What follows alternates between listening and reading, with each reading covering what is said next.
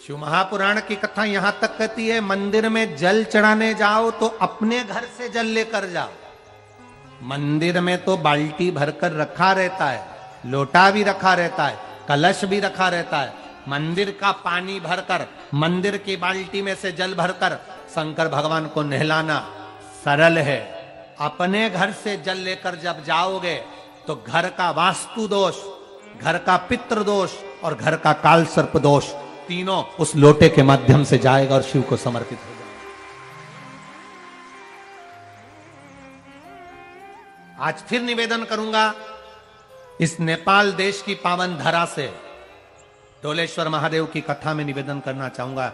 जो बेटा बेटी नौकरी के लिए अप्लाई कर रहे हैं, जो बेटा बेटी चाहे सरकारी नौकरी हो, प्राइवेट नौकरी हो, सर्विस के लिए अप्लाई कर रहे हैं, उन बेटा बेटियों से निवेदन है, दुर्वा शिव जी को समर्पित कर कर केवल दूब जानते हो ना, दुर्वा सब जानते हैं। दुबा जो माला पिनाई थी उसमें बहुत सारी लगी थी, पढ़ी है, हम बताना जरा।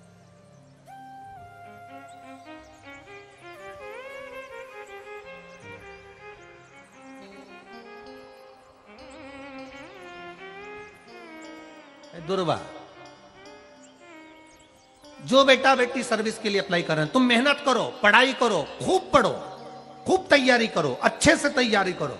जितनी मेहनत तुमने पूर्व में करी उससे दुगनी मेहनत तुम करो उस नौकरी को पाने के लिए।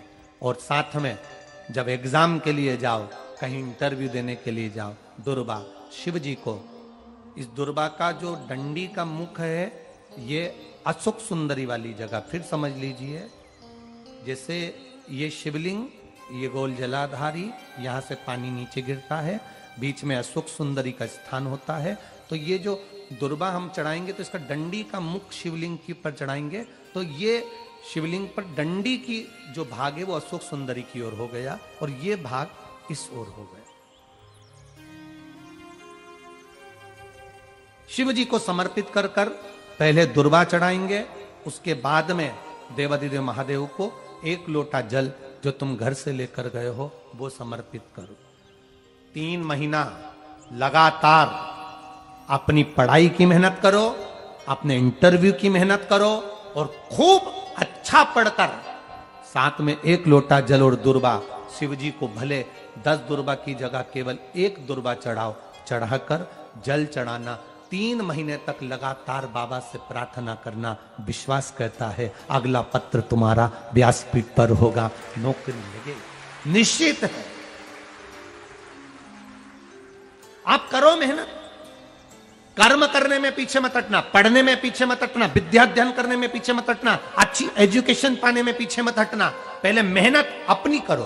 पूर्व में जो इंटरव्यू दिए हैं उसमें जितनी कमी रह गई, अगली कमी को पूर्ण करने के लिए अच्छी मेहनत करो, खूब पढ़ो, खूब अच्छे से विद्या अध्ययन करो और फिर बाबा पर समर्पित होकर जाओ, बाबा पर विश्वास कर कर जाओ, भरोसा पूरा कर कर जाना।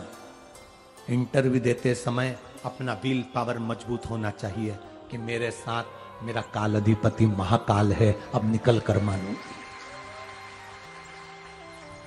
हम दुकान खोलते हैं, कपड़े की दुकान खोल रहे हैं, किराने की दुकान खोल रहे हैं, लोहे की दुकान खोल रहे हैं, भंगार की दुकान खोल रहा है, किराना की दुकान खोल रहा है, पान की दुकान खोल रहा है। हम दुकान खोलते हैं पर दुकान खोलने से पहले तुम्हारे 2 मन हो जाते हैं, चलेगी कि नहीं चलेगी, खोल तो लूंगी, चलेगी कि नहीं चलेगी। जिस दिन तुम दुकान खोलो 1 महीने पहले, 2 महीने पहले, 3 महीने पहले बाबा को दुर्वा चढ़ाकर, एक लोटा जल चढ़ाकर नियम बनाकर जाना, 3 महीने बाद मैं दुकान खोल रही हूं, 2 महीने बाद मैं दुकान खोल रही हूं और मेरा विश्वास कहता है दुकान चलेगी। जिस दिन तुमने विचार कर लिया कि दुकान चलेगी कि नहीं चलेगी तो वो नहीं चलेगी। जिस दिन तुमने विचार कर लिया कि दुकान खोल रही हूं, मेहनत करूंगी, दिल से करूंगी, भले मेरे पास ज्यादा माल नहीं है, जितना माल खरीद के लाऊंगी उतना बेच कर बताऊंगी क्योंकि मेरे साथ काल अधिपति महाकाल है, तो वो चलेगी। विश्वास दृढ़ करो, भरोसा पक्का करो। जिस दिन तुम्हारा विश्वास दृढ़ हो गया उस दिन तुम विजय हो गए, उस दिन तुम आनंदता में हो गए।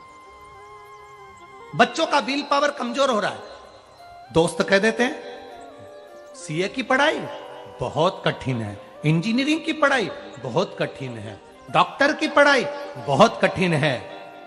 साथ वाले ऐसे मत ढूंढना जो तुम्हारा विल पावर कमजोर कर दे।